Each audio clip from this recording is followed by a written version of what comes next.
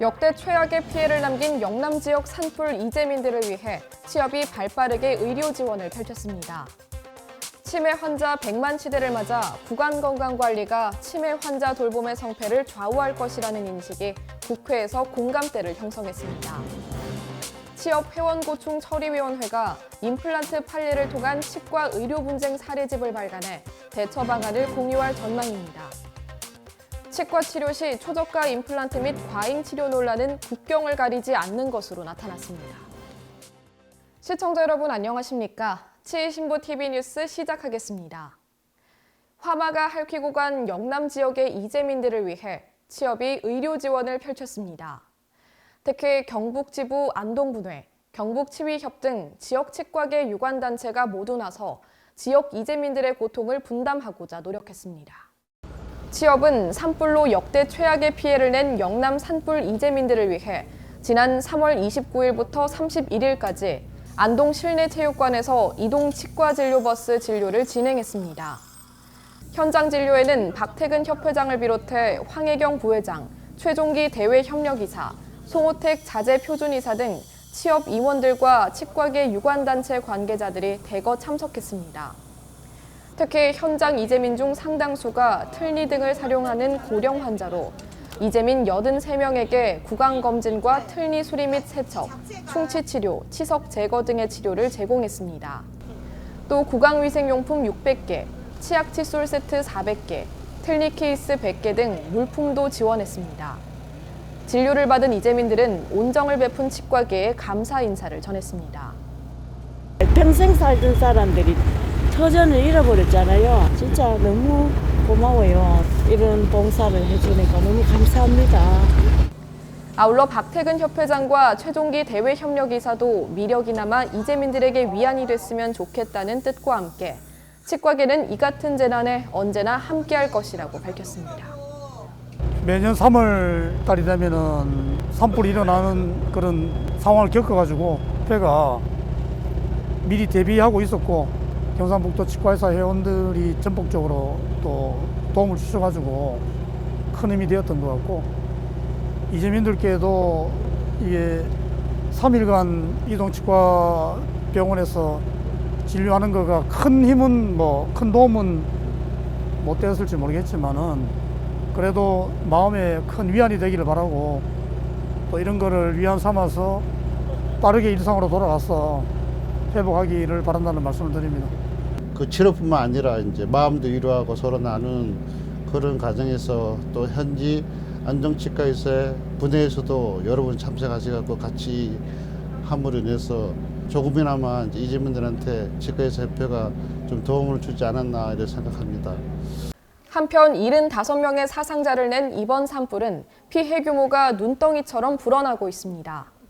산불 피해 구역은 총 4만 8천여 헥타르로 추산되고 있으며 서울 면적의 약 80%에 해당하는 역대 최대 규모입니다. 피해액을 추산하고 있는 경상북도에 따르면 주택이 3,700여 채가 전소된 것을 포함해 이재민 3,300여 명이 발생했으며 문화재 피해도 많아 절반가량이 안동에 집중됐습니다. 이어서 다음 소식 전해드립니다. 치매 환자 100만 시대를 맞아 구강건강관리가 치매 환자 돌봄의 성패를 좌우할 것이라는 인식이 국회에서 공감대를 형성했습니다.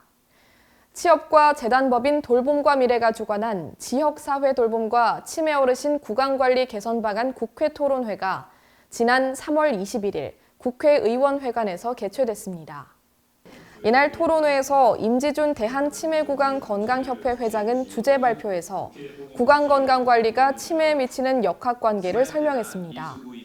임 회장은 치매 환자를 위해 진단 동시 구강관리 체계 구축을 포함해 방문 치과 진료 및 구강관리 제도 도입, 공공치과 의료 체계 강화 등 7대 필수 구강 정책을 제시했습니다. 이어진 토론에서 홍수연 치협 부회장은 출장 구강검진 요구가 높음에도 불구하고 현행법상 제한으로 고충을 빚고 있다는 실태를 지적하고 관련 법제도 정비를 촉구했습니다. 특히 별루나 보건복지부 과장은 방문 치과 진료 제도 시행 방안 마련을 위한 정책 연구에 돌입할 계획을 세웠다며 구강검진을 위한 시행 규칙 개정도 올해 하반기에 추진할 예정이라고 전했습니다. 박태근 협회장은 치매 환자의 구강 건강 돌봄은 국민의 전신 건강을 제고하고 국가의 건강보험 재정 부담을 완화하는 가장 효과적인 정책이라며 치과계는 앞으로도 국민을 위하고 사회적 약자를 돌보는 정책을 위해 최선을 다하겠다고 밝혔습니다. 다음 뉴스입니다. 취업회원고충처리위원회가 임플란트 판례를 통한 치과 의료 분쟁 사례집을 발간해 효과적으로 대처할 수 있는 방안을 공유할 전망입니다. 취업고충위는 사례집을 오는 4월 11일부터 13일 인천 송도 컨벤시아에서 개최될 예정인 취업 창립 100주년 행사에서 배포한다고 밝혔습니다. 사례집에는 지난 2019년부터 2023년까지 실제 임플란트 의료 분쟁 사례를 바탕으로 실제 법원 판결과 판례 해설이 담겨 있어 개원가에서 유용하게 쓰일 것으로 기대를 모으고 있습니다.